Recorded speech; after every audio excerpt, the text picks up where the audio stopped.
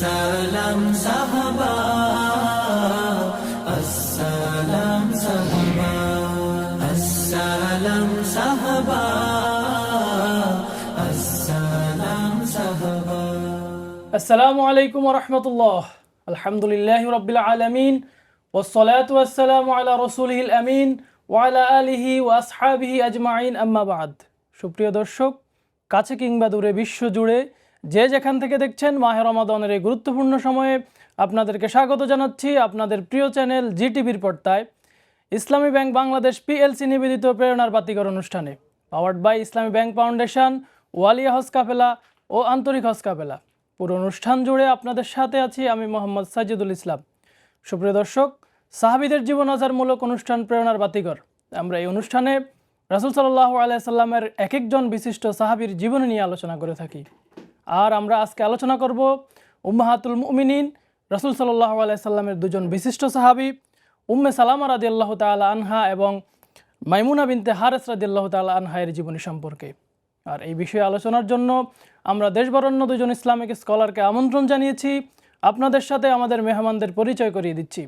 আমাদের সাথে উপস্থিত আছেন বাংলাদেশ ইমাম সমিতির সম্মানিত সভাপতি শায়েখ হাফেজ মাওলানা লুৎফুর রহমান। আসসালামু আলাইকুম রহমতুল্লাহি ওবারাকাতুহু। ওয়ালাইকুম আসসালাম রহমতুল্লাহ। শাইখ কেমন আছেন? আলহামদুলিল্লাহ রাব্বিল আলামিন, ভালো আছি। আপনি কেমন আছেন? জি আলহামদুলিল্লাহ। আমাদের সাথে আরেকজন মেহমান উপস্থিত আছেন বাংলাদেশ ইসলামী বিশ্ববিদ্যালয়ের ইসলামিক স্টাডিজ বিভাগের সহযোগী অধ্যাপক ডক্টর মুফতি আবু সাইদ খান। আসসালামু আলাইকুম রহমতুল্লাহ। ওয়ালাইকুম আসসালাম রহমতুল্লাহ। স্যার কেমন আছেন? আলহামদুলিল্লাহ। আমরা প্রথমেই শেখ হাফেজ মাওলানা লুৎফুর রহমান আপনার কাছে আসব।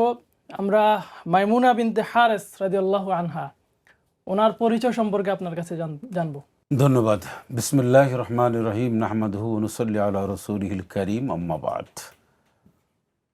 আপনি এমন একজন মহিষী নারীর কথা জিজ্ঞাসা করেছেন যিনি বিশ্বনবী মুহাম্মদুর রাসূল সাল্লাল্লাহু আলাইহি ওয়াসাল্লামের স্ত্রী ছিলেন, অর্থাৎ আমাদের একজন মা।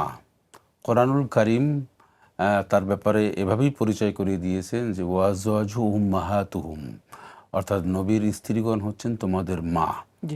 তো পৃথিবীতে সবচেয়ে সম্মানিতা নারী আমাদের কাছে রাসূলুল্লাহ সাল্লাল্লাহু আলাইহি সাল্লামের ওনার যে কয়জন স্ত্রী ছিলেন, ওনারা আমাদের কাছে সবচেয়ে, সকল স্ত্রীরা ছিলেন নিষ্পাপ, ওনারা ছিলেন পূত পবিত্র, সবাই জান্নাতি এবং পৃথিবীর নারী জগতের শ্রেষ্ঠতম উন্নত মানের চরিত্রের অধিকারী। রাসূল মাকবুল সাল্লাল্লাহু আলাইহি সাল্লামের সকল স্ত্রীরা ছিলেন পূত পবিত্র, চারিত্রিক দিক দিয়ে, মানসিক দিক থেকে, তারপরে সব দিক থেকে। আর মাইমুনা রাদিয়াল্লাহু তাআলা আনহা তিনি এমন একজন নারী ছিলেন যিনি, ওনার নামটা আসলে মাইমুনা ছিলেন না, ওনার নামটা ছিলেন বাররাহ বিনতে হারিসা। অর্থাৎ রাসূলুল্লাহ সাল্লাল্লাহু আলাইহি ওয়াসাল্লাম বিবাহের পরে ওনার নামটা মাইমুনা রাখলেন, বরকতময়। এভাবে রাসূলুল্লাহ সাল্লাল্লাহু আলাইহি ওয়াসাল্লাম আরও দুই একজন স্ত্রীর নাম পরিবর্তন করেছেন বা ডেকেছেন। আয়েশা সিদ্দিকা রাদিয়াল্লাহু তাআলা আনহার নাম ওনাকে ডেকেছেন, বিভিন্ন সময় বিভিন্ন নামে ডেকেছেন আদর করে। মাইমুনা রাদিয়াল্লাহু তাআলা আনহা তিনি ওনার আগে বিবাহ হয়েছিলেন, সঙ্গত কারণে সবগুলি উনি এবং গুরুত্বপূর্ণ মানুষদের সাথে বিবাহ হয়েছিলেন। তো মাইমুনা রাদিয়াল্লাহু তাআলা আনহা উনি প্রভাবশালী খুব আরবের এমন সব ব্যক্তিদের সাথে ওনার বিবাহ হয়েছিল, সঙ্গত কারণে সেটা হয় টেকেনি। রাসূলুল্লাহ সাল্লাল্লাহু আলাইহি ওয়াসাল্লাম সপ্তম হিজরিতে যখন উমরাহ করতে যান তখন ওনার সাথে তার বিবাহ হয়। উনি এমন একজন নারী ছিলেন যে নারী যেখানে বিবাহ হয় সেটা শরীফ নামক একটি জায়গায়। আপনারা যারা উমরা বা হজ করতে যান, আমি দর্শকদেরকে বলবো, কেউ যদি মক্কার থেকে মদিনায় যান তাহলে মক্কার থেকে বেশ কিছু দূরে কয়েক হয়তো 30 মিনিট বা এরকম কম বেশি গাড়ি চালালেই বাম হাতে ঠিক ওনার রওজা দেখা যায়। মদিনার থেকে যদি কেউ আসে মক্কাতুল মুকাররমায় তাহলে ওনারটা একদম ডান হাতে রাস্তার পাশেই। আলহামদুলিল্লাহ আমি 2 বার ওনার কবরটা জিয়ারত করেছি এবং প্রত্যেকটা বার আমি যাওয়া আসার সময় আমি এটা দেখে যাই। উম্মুল মুমিনিন হযরত মাইমুনা রাদিয়াল্লাহু তাআলা আনহা রাসূলুল্লাহ সাল্লাল্লাহু আলাইহি ওয়াসাল্লাম তাকে যখন বিবাহ করলেন, বিবাহ করার পরে সবচেয়ে যে কাজটি হয়েছে সেটি হচ্ছে আরবদের, কুরাইশদের মধ্যে এবং বিভিন্ন গোত্রে একটা সম্পর্ক বৃদ্ধি পেয়েছে। কারণটা কি?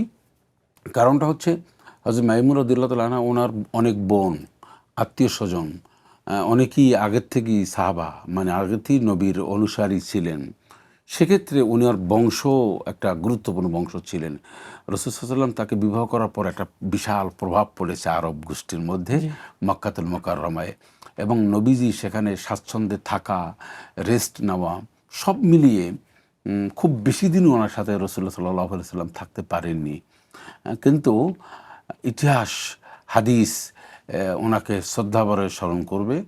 আর একটা হচ্ছে উনি একজন বড় আলেমা ছিলেন। কীভাবে আলেমা ছিলেন? যে অনেকগুলি হাদিস তিনি বর্ণনা করেছেন, অন্তত ৭৫ বা ৭৬টা হাদিস উনি বর্ণনা করেছেন। এই হাদিসগুলি ছিলেন পূত পবিত্র সম্পর্কে, পবিত্রতা সম্পর্কে, নারীদের বিবাহ শাদী সম্পর্কে, তারপরে দান সাদাকা, মানে সব মিলিয়ে উনি যে সমস্ত হাদিস বর্ণনা করেছেন সেই হাদিসগুলি পড়লে আমরা বুঝি যে উনি অনেক তীক্ষ্ণ মেধার অধিকারী ছিলেন। আর একটা হচ্ছে ওনার যতগুলি বৈশিষ্ট্য ছিল, এই বৈশিষ্ট্যের মধ্যে একটা বড় বৈশিষ্ট্য ছিলেন উনি খুব দান সাদাকা করতেন। তো নারীদের একটা কিন্তু স্বভাব দান সাদাকা, এটা নবীজি সাল্লাল্লাহু আলাইহি ওয়াসাল্লামের সব স্ত্রীর মধ্যেই ছিলেন, ওনার মধ্যে এটা বেশি ব্যাপক আমরা লক্ষ্য করেছি। উনি দান সাদাকা, এবং আর একটা বড় ওনার বড় বৈশিষ্ট্য ছিলেন উনি মানুষকে খুব খাওয়াতেন। রাসূলুল্লাহ সাল্লাল্লাহু আলাইহি ওয়াসাল্লাম ওনার বাসায় গিয়েছেন, অনেক গুরুত্বপূর্ণ এবং প্রথম শ্রেণীর সাহাবীরা ওনার সাথে ছিলেন, তাদেরকে উনি মেহমানদারি করিয়েছেন। এই ব্যাপারটাও কিন্তু হাদিস শরীফের মধ্যে আসছে। শেখ, আপনাকে ধন্যবাদ। আমরা আবারও আসবো আপনার কাছে।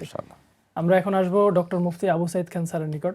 স্যার, উম্মে সালামা রাদিয়াল্লাহু তাআলা আনহার জীবনী সম্পর্কে আমরা আপনার কাছে জানবো। শুরুতেই যদি উম্মে সালামা রাদিয়াল্লাহু তাআলা আনহার পরিচয় সম্পর্কে একটু বলতেন।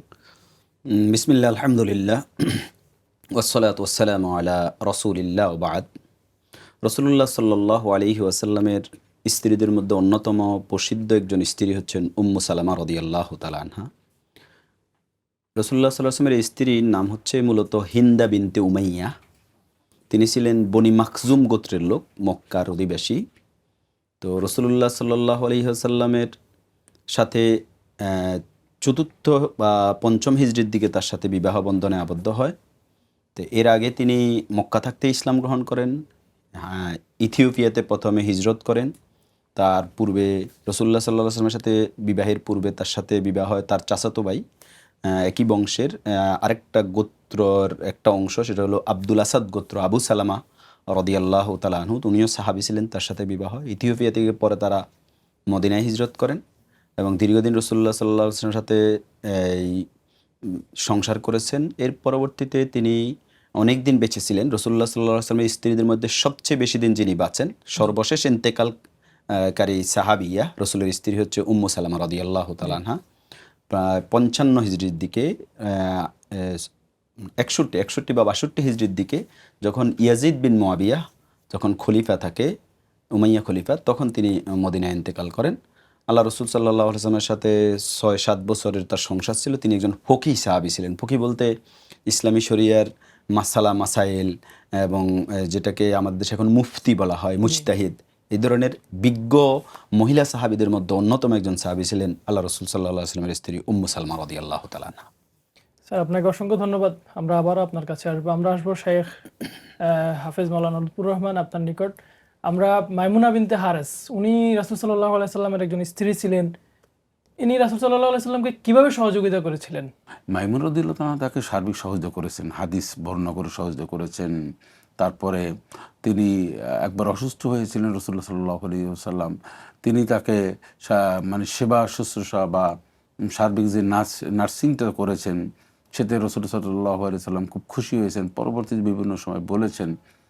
আবার হযরত মাইমুনা রাদিয়াল্লাহু তাআলা সবসময় তিনি খোঁজ খবর তিনি রাখতেন, এবং নবীজিকে আর্থিক যেটাকে বুঝায়, অর্থাৎ মাইমুনা রাদিয়াল্লাহু তাআলা ভালো আর্থিক দিক থেকে উনি কিছুটা স্বাবলম্বী ছিলেন। এটা রাসূলুল্লাহ সাল্লাল্লাহু আলাইহি ওয়াসাল্লামের সাথে শেয়ার করেছেন। নবীজির সকল স্ত্রীরা তাকে যে যতটুকুন পেরেছেন সে ততটুকুনি সহযোগিতা করেছেন। যেমন ডক্টর সাহেব বললেন উম্মে সালামা রাদিয়াল্লাহু আনহার কথা, যে তিনি যখন মানে স্বামীহারা হলেন, তখন রাসূলুল্লাহ সাল্লাল্লাহু আলাইহি ওয়াসাল্লামকে একবার বলেছিলেন যে ইয়া রাসূলুল্লাহ, আপনি আমার জন্য দোয়া করেন। নবী যেটা দোয়া শিখিয়ে দিয়েছিলেন, আল্লাহুম্মা আজরিনি ফি মুসিবাতি ওয়াখলিফ লি খায়রাম মিনহা, ওনার ইতিহাস এটাও এসেছে। তখন তিনি বললেন যে আমি আপনার কাছে দোয়া চেয়েছি আর আপনি আমার স্বামী হারিয়েছি, এর চেয়ে আর কি উত্তম পাবো, এর চেয়ে আমার উত্তম কি আছে? একজন নারীর স্বামী হারাই যাওয়ার পরে যদি দোয়া করে না তোমার আল্লাহ ভালো কিছু দিবে, তাহলে সেটা তো দোয়া হয় না, সেটা একটা মাইন্ড করেছিলেন। কিন্তু এই দোয়া তিনি করার পরে সেটা আল্লাহর কাছে এমনভাবে কবুল হয়েছেন, তখন তিনি বলতে পেরেছেন যে এই দোয়াটা রাসূলুল্লাহ আমাকে কেন শিখিয়েছেন, যে বিশ্ব নবী তার স্বামী হয়েছেন, এর চেয়ে তো পৃথিবীতে আর একজন নারীর পাওয়ার কিছু ছিল না। এভাবে রাসূলুল্লাহ সাল্লাল্লাহু আলাইহি ওয়াসাল্লাম তিনি তার স্ত্রীদেরকে যেমন ভালোবেসেছেন, উম্মে মাইমুনা রাদিয়াল্লাহু তাআলা আনহাকেও ভালোবেসেছেন। এবং তা রাসূলুল্লাহ সাল্লাল্লাহু আলাইহি ওয়াসাল্লামের শেষের দিকে যে সমস্ত স্ত্রীরা ছিলেন, ওনারা ওইখানে উনি ইন্তেকাল করেছেন। শেখ, আপনাকে ধন্যবাদ। আমরা আবারও আসবো আপনার কাছে। আমরা একটি বিরতিতে যাচ্ছি। ধন্যবাদ। সুপ্রিয় দর্শক, সময় হলো একটি বিরতির পর আমরা আবারও ফিরে আসবো। ততক্ষণে আমাদের সাথেই থাকুন। সুবহানাল্লাহি ওয়া বিহামদিহি, সুবহানাল্লাহিল আযীম। সালাম সাহাবা। সুপ্রিয় দর্শক, বিরতির পর আবারও ফিরে এলাম। আপনারা দেখছেন ইসলামী ব্যাংক বাংলাদেশ পিএলসি নিবেদিত প্রেরণার বাতিঘর অনুষ্ঠান, powered by Islami bank foundation, ওয়ালিয়া হজ কাফেলা ও আন্তরিক হজ কাফেলা। সুপ্রিয় দর্শক, আমরা বিরতির পূর্বে শুনছিলাম রাসূল সাল্লাল্লাহু আলাইহি সাল্লামের দুজন বিশিষ্ট সাহাবী উম্মাহাতুল মুমিনিনের জীবনী সম্পর্কে। আমরা আসবো এখন আমাদের মেহমান ডক্টর মুফতি আবু সাঈদ খান স্যারের নিকট। স্যার, উম্মে সালামা রাদিয়াল্লাহু তাআলা আনহায়ের ইসলাম গ্রহণ এবং রাসূল সাল্লাল্লাহু আলাইহি সাল্লামের সাথে ওনার বিবাহ, এই সম্পর্কে যদি একটু বলতেন। জি, আপনাকে ধন্যবাদ। উম্মু সালামা রাদিয়াল্লাহু তাআলা আনহা, আমরা ইতিপূর্বে বলেছি তিনি মক্কা থাকতে ইসলাম গ্রহণ করেছেন। তো আবু সালামা রাদিয়াল্লাহু তাআলা আনহু সহ তিনি ইথিওপিয়াতে হিজরত করেছেন। তো তখন তার নাম ছিল হিন্দা বিনতে উমাইয়া। সেখানে তার একটা সন্তান জন্মগ্রহণ করে, তার নাম ছিল সালামা। তো ফলে তার উপনাম যেটা হয় উম্মু সালামা, অর্থাৎ সালামার মা। আর তার হাজব্যান্ডের তখন নাম হয়ে যায় আবু সালামা, মানে সালামার পিতা। তো পরে তারা ওখান থেকে মদিনায় হিজরত করার জন্য রওনা হন। উম্মু সালামা রাদিয়াল্লাহু তাআলা আনহা বর্ণনা করছেন, তবাকাতে ইবনে সাদে আসছে যে আমরা যখন পথিমধ্যে আসলাম, তো তখন আমার গোত্রের লোকজন বনু মাকজুম গোত্র বাধা দিল। তারা বলল যে আমাদের কন্যাকে তোমার সাথে মদিনায় যেতে আমরা দেব না। এক পর্যায়ে তারা বাধা দিয়ে আবু সালামা থেকে আমাকে আলাদা করে ফেলল। তখন আবু সালামার গোত্র, আব্দুল আসাদ গোত্র, তারা বলছে যে তোমরা তোমাদের মেয়েকে নিয়ে যেতে পারো, কিন্তু সন্তানটা তো আমাদের। কারণ ইসলামী শরিয়া অনুযায়ী বংশ সাব্যস্ত হয় পিতা দ্বারা, পিতৃত্বের মধ্য দিয়ে বংশ সাব্যস্ত হয়। এমনকি এক পর্যায়ে ও ছোট্ট সন্তানটা যেটা হাবশাতে ইথিওপিয়াতে জন্মগ্রহণ করছে, তাকে নিয়ে টানাটানি শুরু হয়। উম্মু সালামা রাদিয়াল্লাহু তাআলা বলছে তার হাত মুচকে যায়। এক পর্যায়ে আব্দুল আসাদ গোত্র সন্তান নিয়ে যায়, আর হাজবেন্ড সন্তান একদিকে চলে যায়, তিনি মদিনায় চলে যান। আর উম্মু সালামা রাদিয়াল্লাহু তাআলা আনহাকে তার বংশের লোকজন মক্কা নিয়ে আসে। এরপরে কিছুদিন তিনি মক্কায় থাকেন। তিনি বলছেন যে আমি আবতা নামক জায়গা, মক্কা থেকে একটু দূরে, প্রতিদিন বিকেলে পৌঁছাতাম আর আফসোস করতাম আমার থেকে আমার স্বামী সন্তান আলাদা হয়ে গেল। এক পর্যায়ে আমার গোত্রের এক চাচাতো ভাই আমাকে দেখে তখন আমার গোত্রের লোকজনকে সাক্ষী করে বলছে তোমরা এই মহিলার দিকে একটু নজর দাও। তখন তারা আমাকে অনুমতি দিল যে মদিনায় চলে যাওয়ার জন্য। আমি তখন মদিনায় গিয়ে আবু সালামা রাদিয়াল্লাহু তাআলা আনহুর সাথে একসাথে হই। তো আবু সালামা রাদিয়াল্লাহু তাআলা আনহু বদরে অংশগ্রহণ করেন, উহুদে অংশগ্রহণ করেন।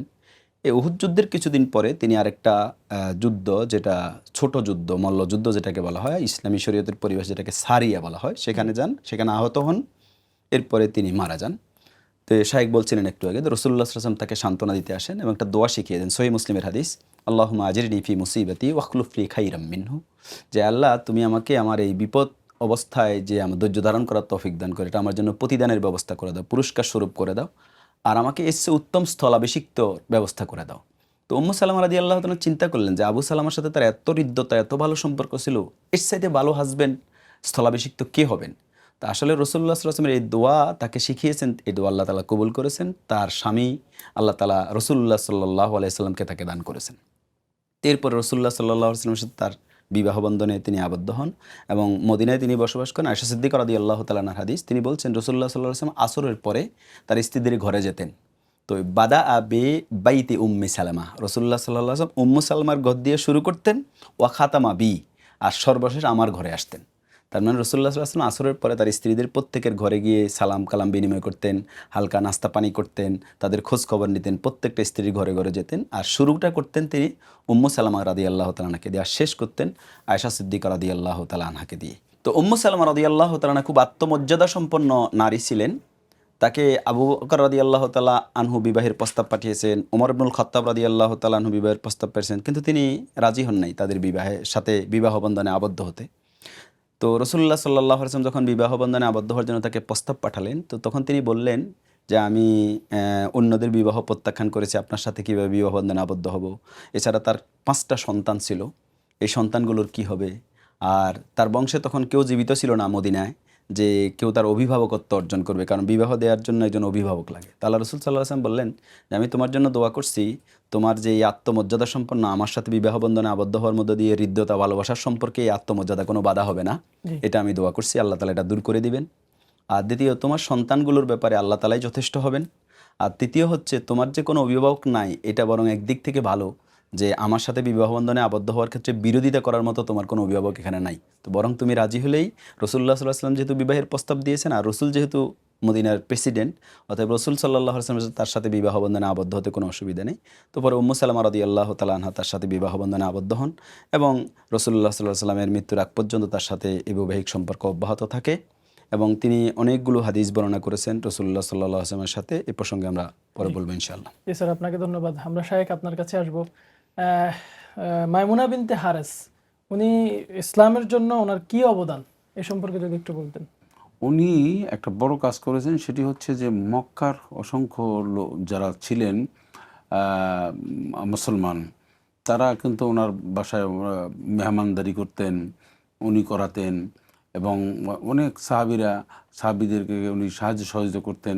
কারণ ওনার একটা বড় একটা বৈশিষ্ট্য ছিল যে উনি বৈশিষ্ট্যের অধিকারী ছিলেন যে উনি মুসলমানদেরকে খুঁজে খুঁজে বিভিন্ন জায়গায় যে সমস্ত মুসলমানরা কষ্ট পেতেন বা কষ্টে দিন যাপন করতেন, তাদেরকে উনি রাসূলুল্লাহ সাল্লাল্লাহু আলাইহি ওয়াসাল্লামের অবর্তমানে তিনি কিন্তু টাকা পয়সা মানে মানে সম্পদ দিয়ে উনি সহযোগিতা করেছেন। ওনার জীবনের প্রতিবদ্ধতা এভাবে ছিল যে আল্লাহর সন্তুষ্টি অর্জনের জন্য উনি খুব বেশি কাজ করতেন। তো এখন প্রশ্ন আসতে হয়তো অন্যরা করতেন না, হ্যাঁ করতেন, তবে এক একজন মানুষের এক একটা চরিত্র হয় যে উনি যা করতেন আল্লাহর সন্তুষ্টির জন্য, এই জন্য লৌকিকতা বা অনেক কিছু অপছন্দ করতেন এবং উনি খুব সাদামাটা জীবনযাপন করতেন। ওনার জীবনীতে আমরা সেটাই দেখতে পাই। জি শায়েখ, আপনাকে ধন্যবাদ। আমরা ডক্টর মুফতি আবু সাঈদ খান স্যার আপনার কাছে আসবো। উম্মে সালামা রাদিয়াল্লাহু তাআলা আনহা, তিনি জ্ঞানগত যোগ্যতা এবং তিনি একজন ফকি সাহাবী ছিলেন, এ সম্পর্কে যদি একটু বলতেন। জি, আপনাকে ধন্যবাদ। উম্মু সালামা রাদিয়াল্লাহু তাআলা আনহা রাসূলুল্লাহ সাল্লাল্লাহু আলাইহি ওয়াসাল্লামের মহিলা সাহাবীদের মধ্যে একজন ফকি অর্থাৎ বিদগ্ধ জ্ঞানী সাহাবী ছিলেন। তার সাথে রাসূলুল্লাহ সাল্লাল্লাহু আলাইহি ওয়াসাল্লাম যে পারিবারিক জীবন এবং বিভিন্ন যুদ্ধে অংশগ্রহণ এই সংক্রান্ত অনেকগুলো হাদিস উম্মু সালামা রাদিয়াল্লাহু তাআলা আনহা বর্ণনা করেছেন।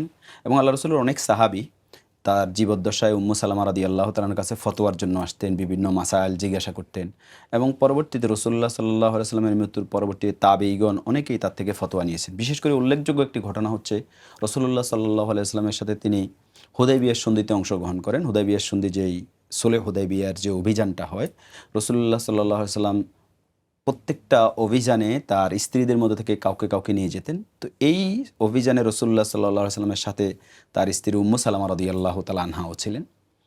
তো এক পর্যায়ে হুদায়বিয়া সন্ধির লম্বা ঘটনা যে সাহাবায়ে কেরাম মক্কা থেকে মদিনায় হিজরত করেছেন, দীর্ঘ 6টি বছর পরিবার পরিজন আত্মীয় স্বজন এবং নিজের মাতৃভূমি কাবা এইসব কিছু থেকে দূরে থেকে এক ধরনের যে মানসিক অস্থিরতা, নিজের মাতৃভূমির প্রতি টান, কাবার প্রতি যে মহব্বত, রাসূলুল্লাহ সাল্লাল্লাহু আলাইহি ওয়াসাল্লাম যখন বললেন যে উমরা করতে যাবেন, তো আল্লাহ রাসূলের সাহাবায়ে কেরামের মধ্যে এত বেশি আবেগ কাজ করছিল, কিন্তু হুদায়বিয়া নামক জায়গায় সেখানে গিয়ে তারা বাধাপ্রাপ্ত হন, সাহাবায়ে কেরাম যেতে পারছেন না।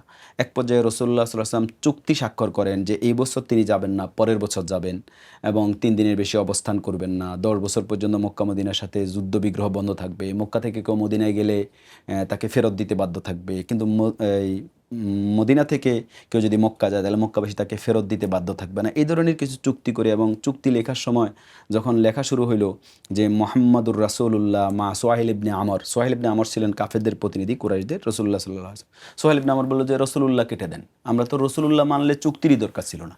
তখন বললো যে আলী রাদিয়াল্লাহু তাআলা লেখক ছিলেন, তিনি রসুলুল্লাহ কাটবেন না, আবেগে যে আমি রসুলুল্লাহ লিখবো, এটা আমার হাত দিয়ে কেটে দিব। আল্লাহ রসুল সাল্লাল্লাহু আলাইহি সাল্লাম বললেন যে কোন জায়গায় আছে, রসুল্লাহ সেটা মুছে দিলেন। তখন লেখা হলো মুহাম্মদ বিন আবদুল্লাহ, মানে আবদুল্লাহর ছেলে মুহাম্মদের সাথে সোহাইল বিন আমরের চুক্তি।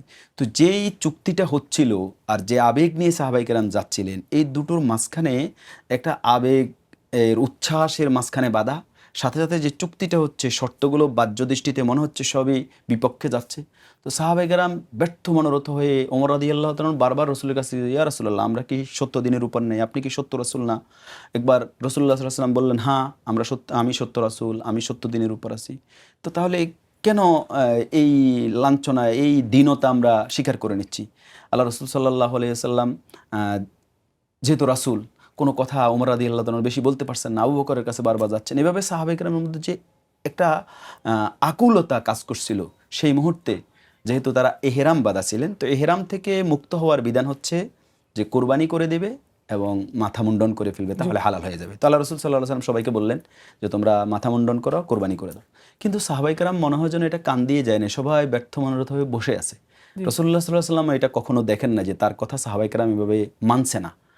আসলে মূলত সাহাবায়ে কেরাম এটা তাদের মধ্যে ওই চেতনাটা এই মুহূর্তে নাই যে মানার যে আগ্রহটা। তখন রাসূলুল্লাহ সাল্লাল্লাহু আলাইহি ওয়াসাল্লাম তার তাঁবুতে ঢুকে গেলেন, সেখানে উম্মু সালমা রাদিয়াল্লাহু তাআলা আছেন। উম্মু সালমা রাদিয়াল্লাহু তাআলা স্ত্রীর সাথে রাসূল পরামর্শ করলেন। উম্মু সালমা রাদিয়াল্লাহু তাআলা তখন কি চমৎকার একটা পরামর্শ দিয়েছেন, এবং হাদিসে সহিহ বুখারীতে হাদিস এসেছে যে রাসূলুল্লাহ সাল্লাল্লাহু আলাইহি ওয়াসাল্লামকে তিনি বললেন যে আপনি যান, আপনি গিয়ে নিজের কোরবানি করে দেন এবং মাথা মুন্ডনকারীকে ডেকে আপনি মাথা মুন্ডন করে ফেলেন। তো উম্মু সালমা রাদিয়াল্লাহু তাআলার এই পরামর্শ নিয়ে রাসূলুল্লাহ সাল্লাল্লাহু আলাইহি ওয়াসাল্লাম গেলেন, তার উট তিনি কোরবানি করে ফেললেন এবং তিনি মাথা মুন্ডন করে ফেললেন। সাহাবায়ে কেরাম তখন বুঝতে পারলেন যে আমরা রাসূলুল্লাহ সাল্লাল্লাহু আলাইহি ওয়াসাল্লামের নির্দেশ মানতে দেরি করে ফেলছি, এটা কোনো আমাদের ধ্বংসের কারণ হয়ে যায় কিনা। এই অবস্থা দেখে সাহাবায়ে কেরাম এমন হুলস্থুল, এত তাড়া নিয়ে এবার নিজেরা কোরবানি করা শুরু করলেন, মাথা মুন্ডন করে শুরু করলেন যে মনে হচ্ছে যেন ইকতাতালু গাম্মান, তারা মনে হয় যেন একে অপরকে কেটে ফেলবেন, ছুরি নিয়ে, এই খুর নিয়ে, মাথা মুন্ডন নিয়ে। এভাবে তারা রাসূলুল্লাহ সাল্লাল্লাহু আলাইহি ওয়াসাল্লামের নির্দেশ মানতে উদ্গ্রীব হয়ে গেলেন। এই যে একবারে কঠিন মুহূর্তে কোনো পরিস্থিতি বিবেচনায় সে মুহূর্তে সঠিক পরামর্শ স্ত্রী দিতে পারা, এটা উম্মু সালমা রাদিয়াল্লাহু তাআলার এক বিরাট বিজ্ঞতার পরিচায়ক। জি, আপনাদের দুজনকে ধন্যবাদ কষ্ট করে এসে আমাদেরকে সময় দেওয়ার জন্য। আশা করছি আপনাদের কথার দ্বারা আমাদের দর্শকরা উপকৃত হবে ইনশাআল্লাহ। সুপ্রিয় দর্শক, দেখতে দেখতে আমরা অনুষ্ঠানের একেবারে শেষ পর্যায়ে চলে এসেছি। আমরা শুনছিলাম রাসূল সাল্লাল্লাহু আলাইহি সাল্লামের দুজন বিশিষ্ট সাহাবী উম্মাহাতুল মুমিনিনের জীবনী। আমরা যাতে তাদের জীবনী থেকে শিক্ষা গ্রহণ করে জীবন পরিচালনা করতে পারি, সেই তৌফিক কামনা করছি। আজকে বিদায় নেওয়ার পালা। আগামী দিন রাসূল সাল্লাল্লাহু আলাইহি সাল্লামের আরেকজন বিশিষ্ট সাহাবীর জীবনী নিয়ে একই সময়ে একই টিভির পর্দায় উপস্থিত হয়ে যাব। ততক্ষণে আল্লাহ রাব্বুল আলামিন আপনাদেরকে ভালো রাখুন। সুবহানাকাল্লাহুম্মা ওয়া বিহামদিকা আশহাদু আল্লা ইলাহা ইল্লা আনতা আস্তাগফিরুকা ওয়া আতুবু ইলাইক। আসসালামু আলাইকুম ওয়া রাহমাতুল্লাহ। আসসালাম সাহাবা, আসসালাম সাহাবা।